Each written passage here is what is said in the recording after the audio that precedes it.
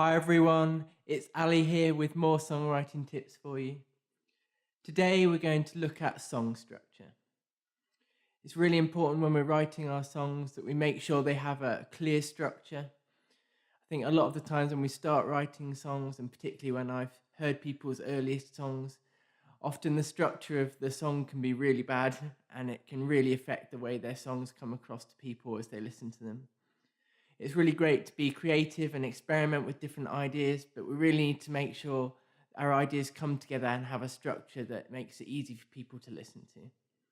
So today I'm going to go over my top tips to help you improve your song structure.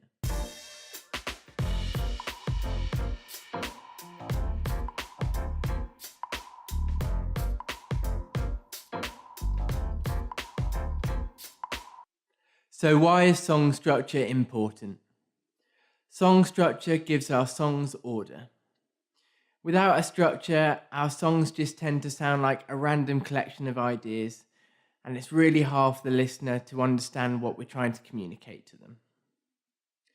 Although it's good to be creative and to try new things, it's pointless to try and reinvent the wheel every time we write a song. Trying to be too creative and trying to force ourselves to be too unique can really end up hampering our creativity and in the process lose the listener. We really want to make sure our ideas are communicated effectively, and having a really solid, clear structure helps the listener to get drawn in and understand the message we're trying to communicate to them.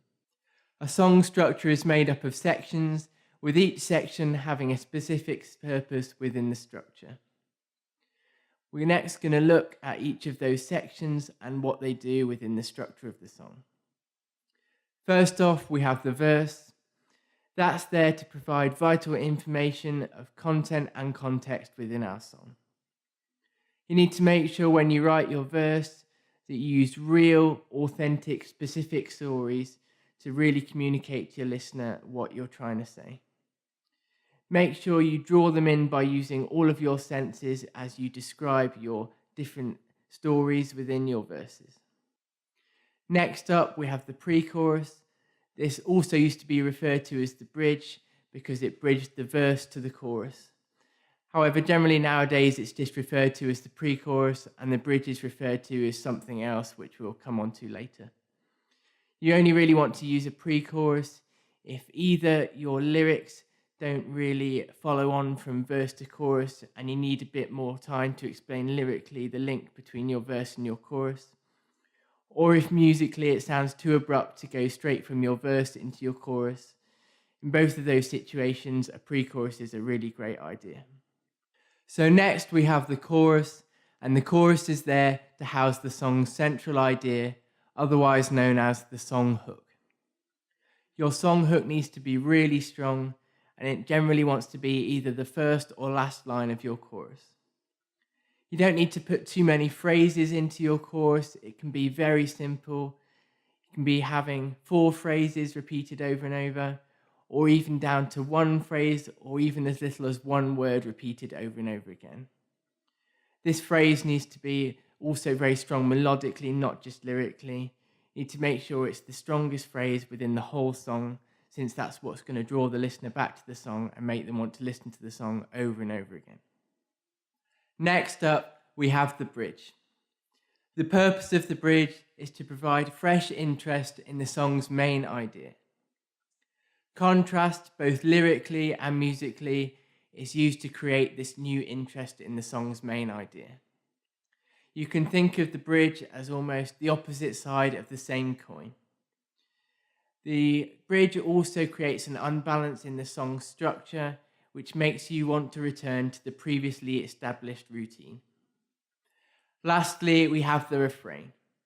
The refrain isn't used very much in popular songwriting these days, but it did used to be very common, and it is still used in different styles of music, such as folk music.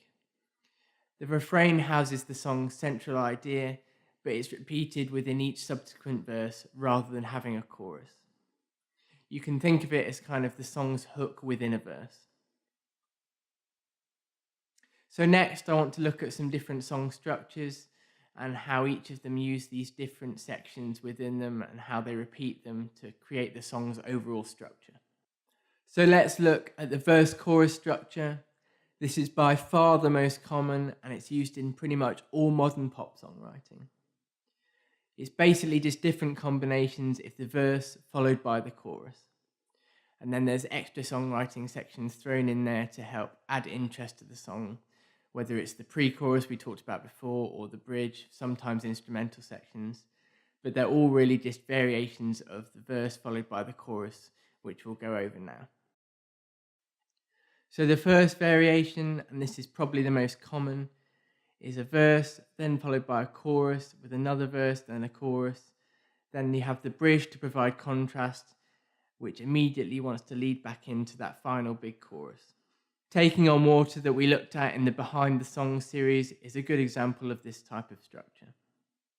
So the first variation on the verse-chorus structure is quite a subtle one. It's just the first verse being followed immediately by the second verse rather than going directly into the chorus. Fix You by Coldplay and Skyfall by Adele were both good examples that we looked at in the Behind the Song series. This is only again another subtle variation, and it still provides that resolution of tension by going back to the previously established structure of the verse followed by the chorus. If I Ever Lose My Faith in You by Sting and September by Earth, Wind and Fire were both good examples of this that we looked at in the Behind the Song series. Another subtle variation of this structure is the inclusion of the pre-chorus to bridge the verse and the chorus. Love Song by Sarah Bareilles was a good example of this that we looked at in the Behind the Song series.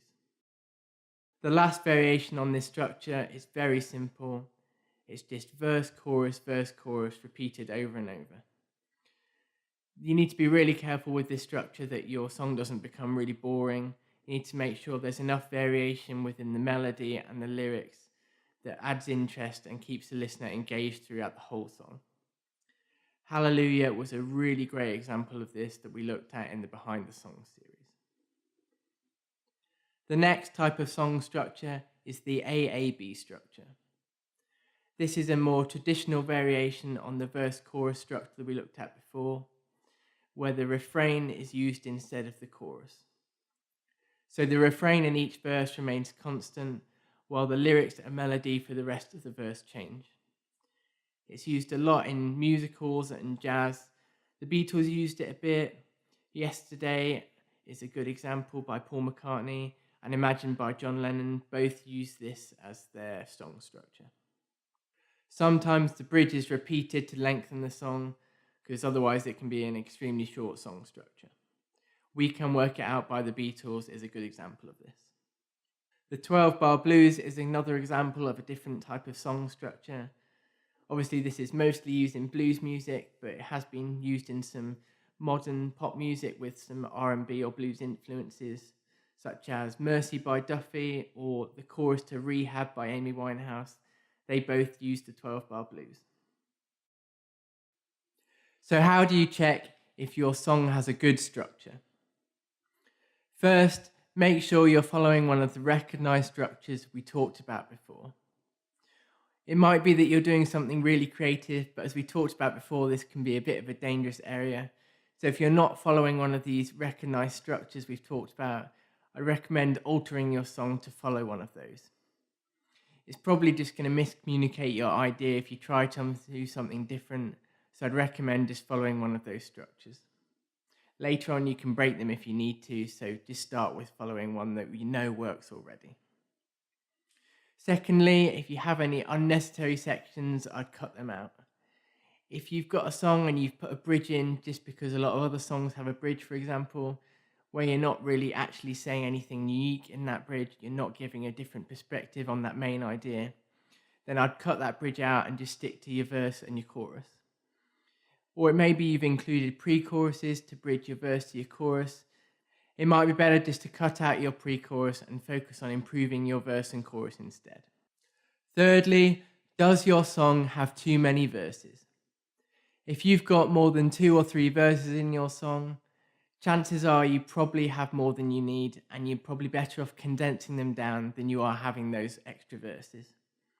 It might be that all your verses are really good and they're all really relevant. So if they are, that's fine, you can keep them. But if they're not, I'd recommend condensing down, taking out anything that's unnecessary, and taking the bits from the later verses that may have been good and including them in your earlier verses. It's better to have a smaller number of really high quality verses than to have lots of verses that are average.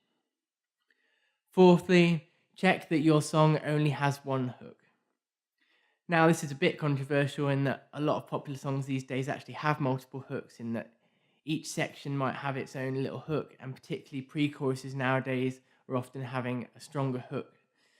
But you really want to make sure, particularly when you first start writing, that certainly your chorus only has one hook. You don't want a chorus to have a hook at the beginning of the chorus and then a hook later on at the end. It's going to get really confusing to the listeners, and they're not going to know which is your actual main chorus hook. So make sure you've only got one, and if you've got a hook in your pre-chorus, make sure it isn't stronger than your chorus hook. So using these 4 tips should really enable you to tell whether your song is structured well or not. If it's not, then simply just follow these guidelines and alter your structure until it's working as you want it to. Again, it's really helpful to co-write with someone if you've written something that you think works really well, but something about it structurally doesn't seem to be working. Take it to a friend and get them to have a look at it, or post it on a songwriting group and have them have a look at it. It will really help you to understand whether your structure's working or not and what you can do to improve it. So that's it for this lesson. I hope you found having a look at song structure extremely helpful, and you've got some tips on how you can improve your song structure and perhaps some creative ideas on different song structures you can use within your songwriting. If you haven't done already, please like and subscribe below. I really appreciate it if you do that, and it will make sure you don't miss out on any future lessons. Thanks so much for watching, and I'll see you again in the next video.